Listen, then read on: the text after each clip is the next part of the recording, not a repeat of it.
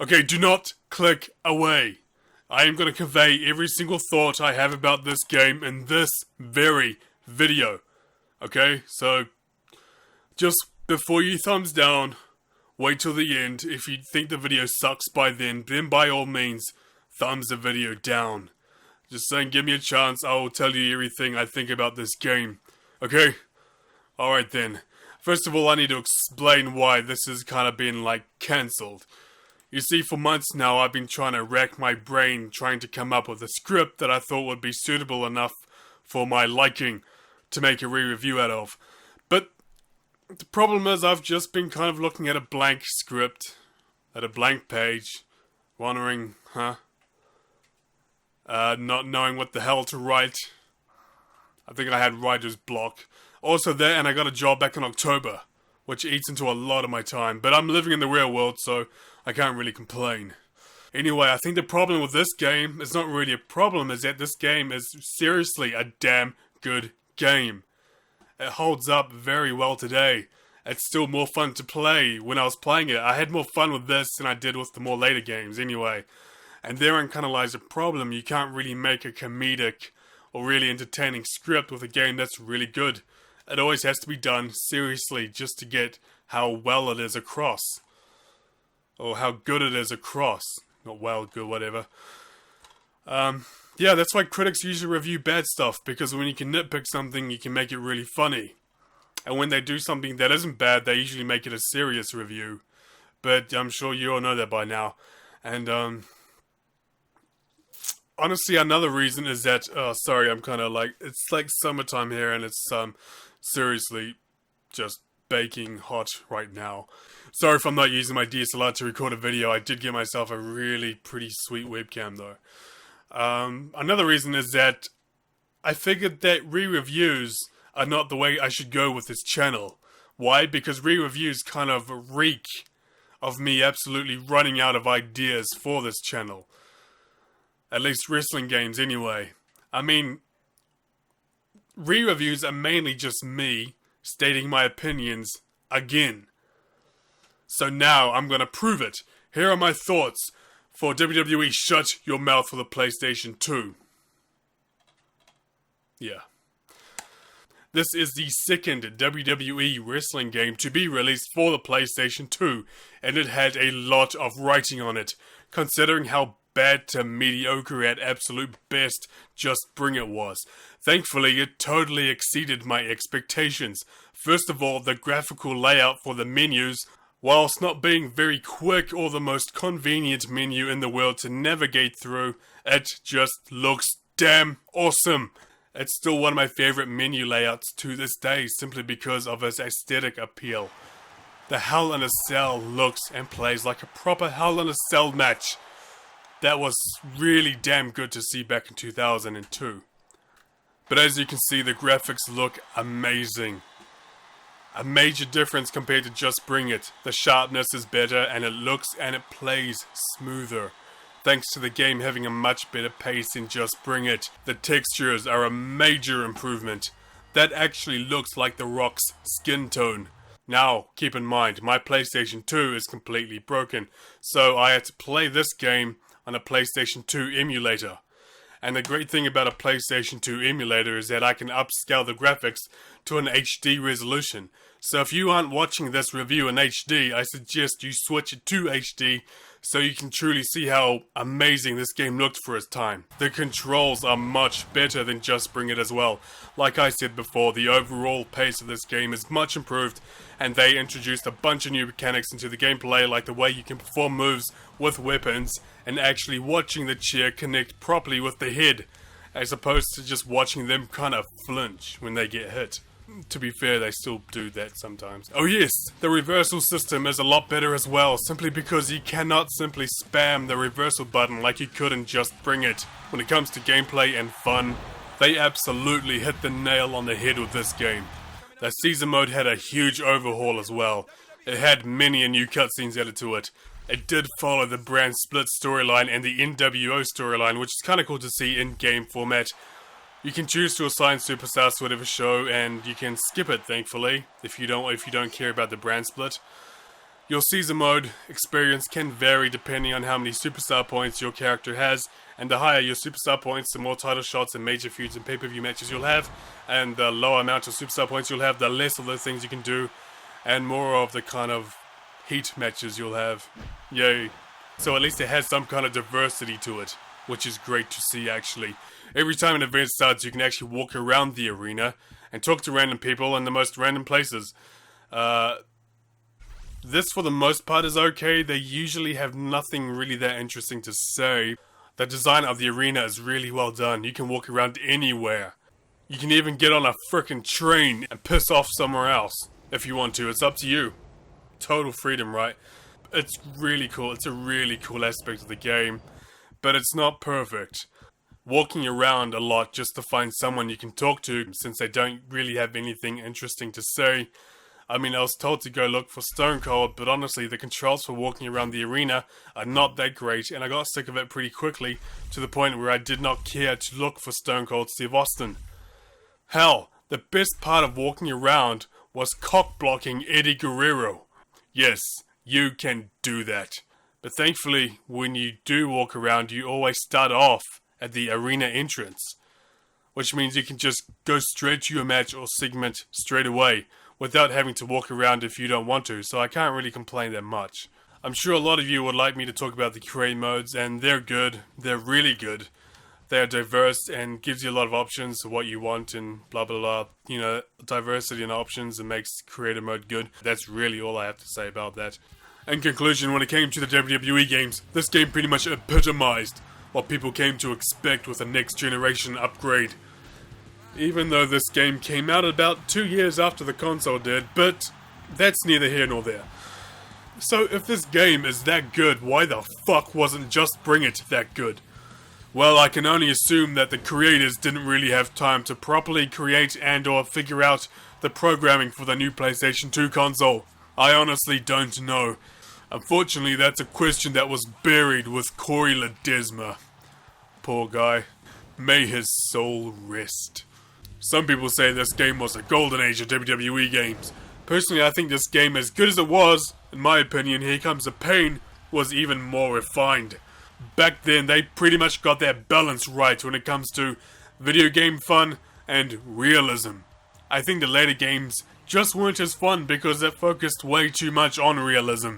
I mean, the point of video games is to take you out of reality a little bit. It's to be something different than what real life can offer. That's the key. It's being different than real life while still being at least loosely grounded in reality, as so it can still be relatable, if that makes sense. Regardless, I actually don't blame THQ, Ukes, or 2K for going in the direction they went. Why? Because they can't keep making the same video game over and over again. If they did, everybody would bitch about it. Case in point. I believe they have pretty much covered the whole spectrum from fast arcade beat-em-ups all the way to, like I said before, a realistic simulator. That being said, people are still demanding something new, fresh, and innovative. So where the hell do they go? That's an answer that I do not have. There's only so much you can do with such a simple premise that is pro wrestling. I mean, honestly, what can you really do that constantly gives people a new experience with a premise that is basically just a bunch of people in the ring beating each other up? Not even to mention just how bad the actual programming is now. Just look at WWE, look at Raw, look at Smackdown. They have both become so bad that it gives very little inspiration for any game creator to work with. Any game creator. Then again, 2K are not really helping themselves by doing stupid things like removing a bunch of features from 2K15. But I digress.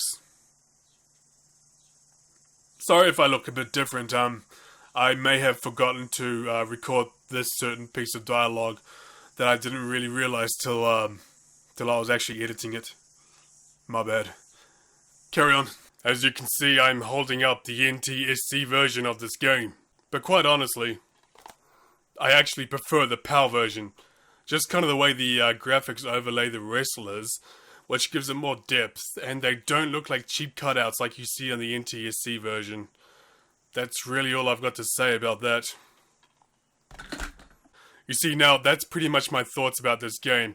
and it's just not good enough to make a full-fledged review about. At least, nothing that I'd be happy with, to be honest. You know, despite how god-awful the Shut Your Mouth review was, the old one, at least you know exactly what I'm saying, which is exactly what I just said now. Do you see my point? There's no point making a re-review anymore. Plus, some people ask me, if it's so bad, why not just take it down and put up a re-review and let that review take over? Well, I'm kind of sentimental, I guess, because each video kind of seems like a time capsule to me. And plus, watching how bad I was back then makes me feel way better about how I make videos now. You know, if I'm looking down here, it's because this is where my monitor is. Oh, here. Yeah, it's webcam monitor. Never mind. What about 2K15? That game wasn't particularly well received, so it'll make a good review, right?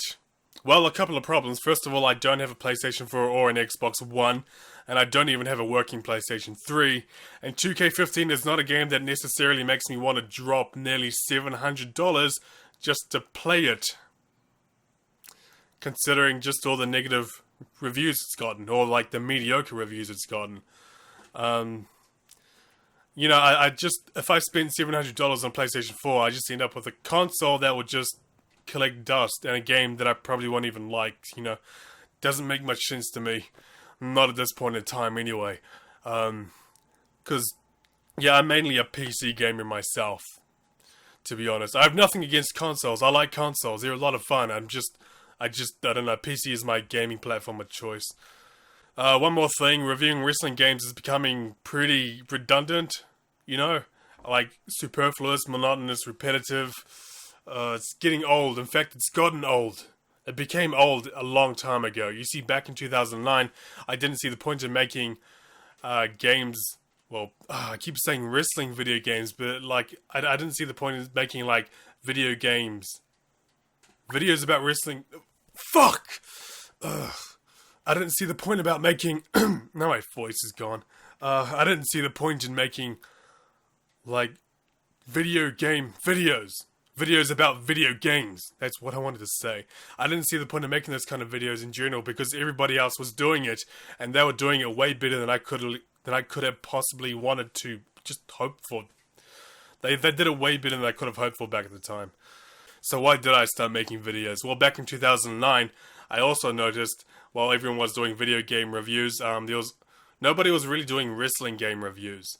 You know, to me, that was like an untapped niche in the market or something, like similar. It was like an untapped well. So I figured I'd jump all over that. That would be the best chance of getting me my exposure that I would have the best chance of getting the exposure I thought I would get. And for the most part, I did. I figured, you know, because there's no competition, when people would look up wrestling games on YouTube, they'll most likely see me. And they did. That's exactly what happened. And because of that, I got a following. Yeah, I got a following. About a year later, I got more views and subscribers than I ever thought I would have. But by 2010, I also made that sequel to re-review sequel to Know Your Role. Well, it's not a re-review, that's just a sequel. A sequel review to Know Your Role. And even back then, you know, actually that video was I think I'll put it there. This video was the very first video I was ever really happy with. But even by then, reviewing nothing but wrestling games had become very tedious and boring. Which to this day is a big reason why I take such huge breaks in between making videos. I cannot force myself to make a video when I do not want to. Whenever I do that, I end up with videos, you know, like this. Yeah. A lot of people complain about this video, and for good reason. Where was I? Let's see. Back in 2010, I was wanting to branch out. Even then, I was wanting to branch out and review other games, not just wrestling games. But I didn't see the point, because back then I thought I needed, like, a shtick. I needed to be unique. I wanted to be that guy that would be known just for reviewing wrestling games. I thought that's what I needed. But that's actually the opposite of what I needed, to be honest, in retrospect, at least. The thing that got me all the attention I got also limited me to a very specific number of people. That's what I didn't see coming back then, that I realize now. That's why my channel will never be big. While I feel like I've gained a following, that's for sure, I'll never be as big as like JonTron, who didn't limit himself to like specific genres and is way more naturally charismatic anyway. I'm not hating on JonTron, I find his videos to be very entertaining. Although the one thing I really like is that because I have been so specific, the fans I do have are really dedicated fans. Which is awesome. Like the views and the likes and the comments I get reflect the subscriber count really well. You know, I know some channels on YouTube who have hundreds of thousands of subscribers, yet they don't really get much more views on their videos than I do. It's like, it's a crazy polar opposite thing going on. I'm not sure what the subscriber thing is all about. A lot of people have subscribers and they get a fraction of the views on their videos for it, you know. I don't know. I don't know why that is, but you know, it just seems weird to me. Okay, that's way better. I hope it. You might be hearing it, so I'm sorry. I'm gonna wrap this up anyway. So what I'm saying is, I want to start making videos about other games. Yes, I wouldn't mind making a video about this game, Shadow of Mordor. I found this game to be pretty damn awesome.